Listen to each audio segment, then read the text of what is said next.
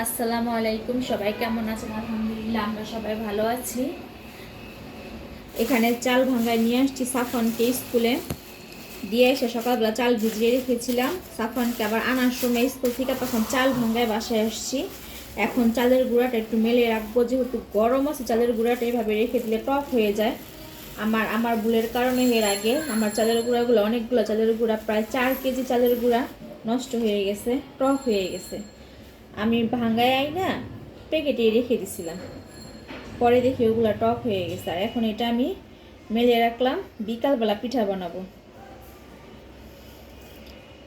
পিঠা শুধু একা খাবো না, ননাসের বাসায় একটু পাঠাবো, দেবরের বাসায় দিব, আর আমাদের যে আশেপাশে যারা প্রতিবেশী আছে আমার তাদেরকেও একটু দিব। এবার আমি তেমন পিঠা বানাই নেই, বাবার বাড়ি পিঠা খেয়ে আসছি, তাই ভাবলাম যে পিঠা বানাই আমি নিজেরাও একটু খাই, ননাসের বাসায় একটু পাঠাই, আশেপাশে একটু দেই।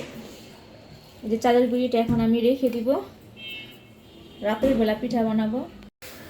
দুপুরবেলা চালের গুঁড়া করে নিয়ে আসছিলাম, এখন সন্ধ্যার পর পিঠা বানাতে চলে আসলাম। এখানে যে গোলাটা বানিয়ে নিয়েছি পিঠা বানানোর জন্য, চিতই পিঠা ভিজা পিঠা বানাবো। আর সকালবেলা আমি ভাপা পিঠা বানাবো, গরম গরম ভাপা পিঠা বানিয়ে তারপর পাঠাবো ননাসের বাসায়, দেবরের বাসায়। এখন রাতের বেলা আমি চিতই পিঠাটা বানিয়ে নিব এখন। আর এই যে এখানে শিরা বসিয়েছি ভিজা পিঠা বানানোর জন্য, গুড় দিয়ে গরম মশলা দিয়ে বসিয়েছি, আর দুধটা আমি আগে থেকে জাল দিয়ে নিয়েছি। এখন ওই যে একে একে সব পিঠাগুলা বানিয়ে নিব।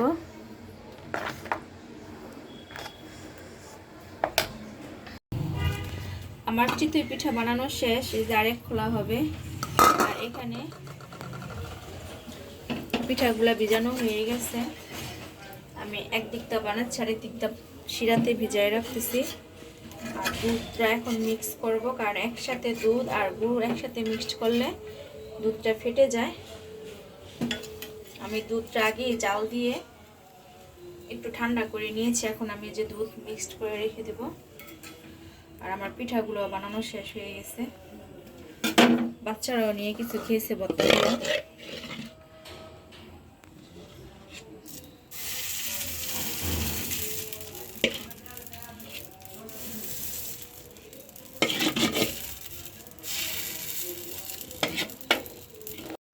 এখানে আমি 2.5 লিটার দুধ চাল দিয়ে ঘন করে নিয়েছি। এখন এই যে গুড়ের শিরার সাথে মিক্সড করে দিব দুধটা।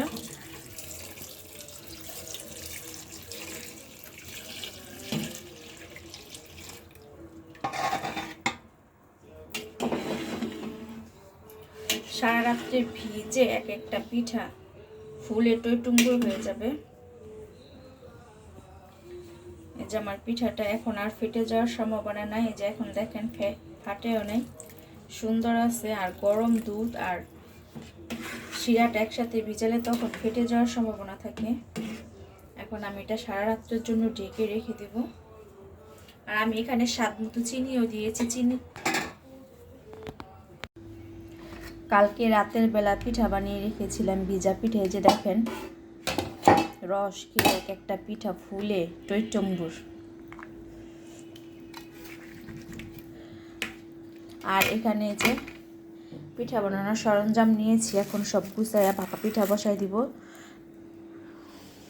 এখানে আমি খুদ ধুয়ে নিয়েছি, ননাসের বাসায় শুধু পিঠা পাঠাবো না, সাথে কিন্তু বউয়া রান্না করেও পাঠাবো। এই বউয়াটা আমাদের সবাই খুব পছন্দ, তাই ননাসের দেবরের জন্য বউয়া রান্না করেও পাঠাবো। এই যে এখানে বউয়ার জন্য তেল আর পেঁয়াজ একসাথে ভেজে নিচ্ছি, সাথে শুকনো মরিচ দিয়েছি। আর এখানে এই যে কালিজিরা তেলে নিচ্ছি, ভর্তাও কিন্তু বানাতে হবে, একটা একটা করে ভর্তা বানিয়ে নিব। আর এই পাশে বোয়াটা রান্না করে নিব। আর পরে আমি ভাপা পিঠাটা গরম গরম, ভাপা পিঠা যেহেতু রান্না হতে সময় লাগে না, এই জন্য ভাপা পিঠাটা আমি পরে বসাবো। আর গুছানোর একটা ব্যাপার আছে, আমার কিছু গুছানো হয়নি, এখন বোয়াটি আগে রান্না করে ফেলবো। এখানে আমি 2-3টা বড় বড় তেজপাতা দিয়ে দিলাম।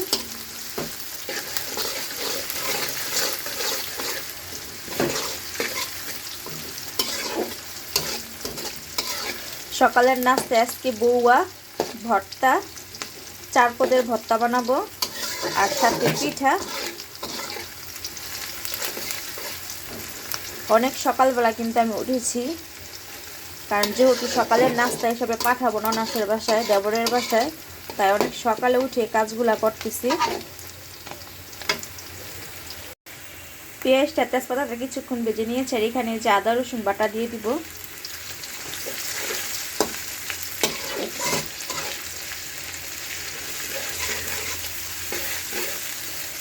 এই আদা রসুন বাটাটা একটু তেলে ভেজে তারপর আমি এই যে খুদগুলা দিয়ে দিব। আমি কিন্তু সাথে আলুও কেটে দিব।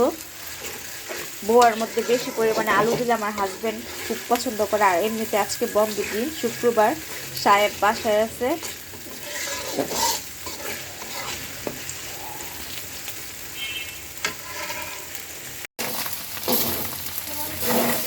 খুদটা কিছুক্ষণ ভেজে নিয়েছি, এখন পানি দিব।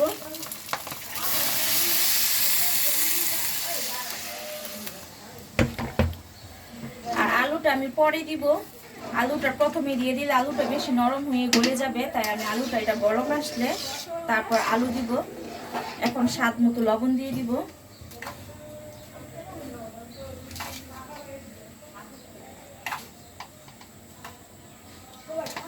এখন বলে আসা পর্যন্ত আগ পর্যন্ত অপেক্ষা করব।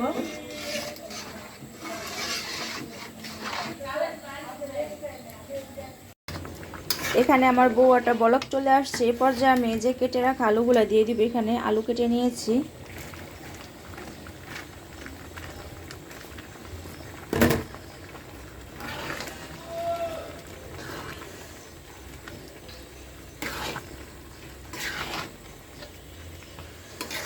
এই বউয়া কিন্তু হইতে বেশি সময় লাগে না, সব কিছু গুছানো থাকলে চটপট 15 মিনিটের মধ্যে বউয়াটা হয়ে যায়।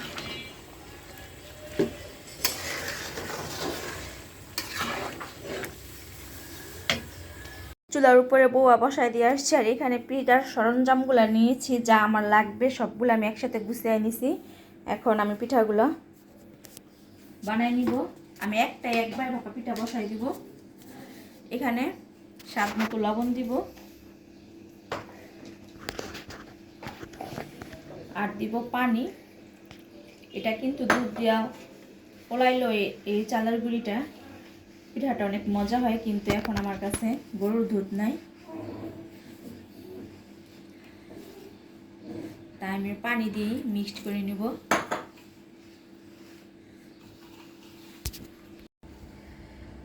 এখন এই যে আমি পিঠাটা বানাই নিব।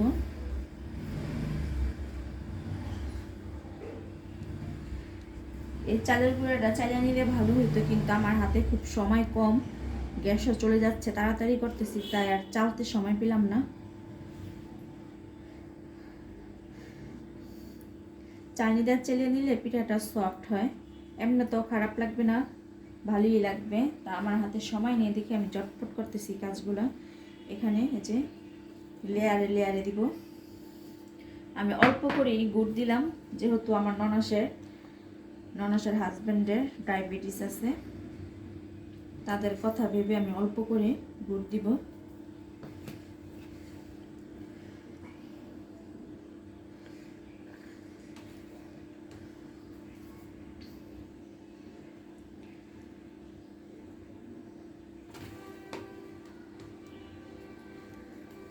এভাবে 3টা লেয়ার হবে আমার।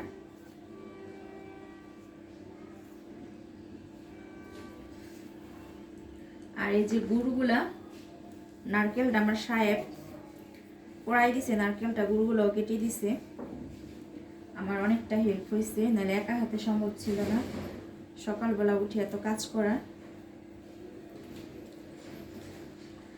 সেজন্য আমার বরকে থ্যাঙ্কস।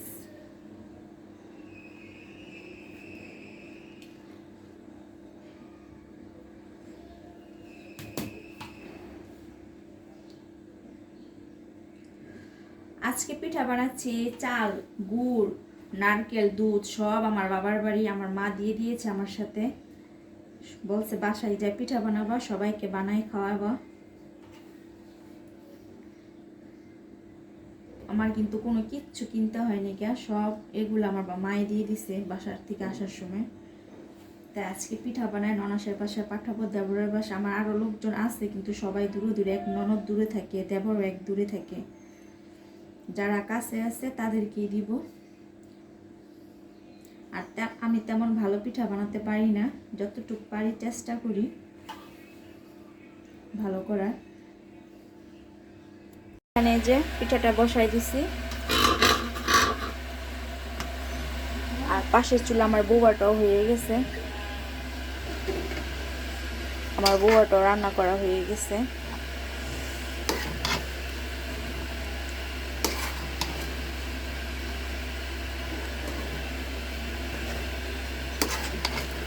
এখন খাবারটা গুছাই ফেলবো, পিঠাটা হইলে লাস্টে পিঠাটা গুছাবো আর বাকি খাবারগুলো গুছাই ফেলবো। এখানে আমার এই যে পিঠাটা হয়ে গেছে, আমি নামাই ফেলছি, এখন কেটে দিয়ে দিব। আর এখানে খাবারগুলো গুছাই নিছি, এই যে বউ ননাসের বাসার জন্য, এটা দেবরের বাসার জন্য, আর এই যে পিঠা 2 বাসায় দেওয়ার জন্য। আর এখানে যে 4 পদের ভর্তা আছে, ধনেপাতা ভর্তা, লটকা ভর্তা, চাপা ভর্তা, কালিজিরা ভর্তা। এখন শুধু পিঠাটা কেটে তারপর খাবার দিয়ে দিব খাবারগুলো। সাফন এখন পিঠাটা কাটবে, কেকের মতো হয়েছে পিঠাটা, তাই সাফন কাটতে যাচ্ছে।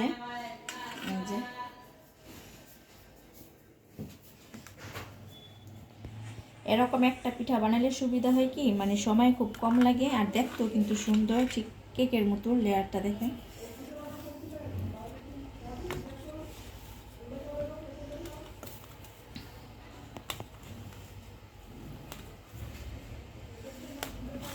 এই যে দেখেন পিঠাটা। আর আজকের মতো বিদায় নিব আপনাদের কাছ থেকে, সবাই ভালো থাকবেন, আল্লাহ হাফেজ।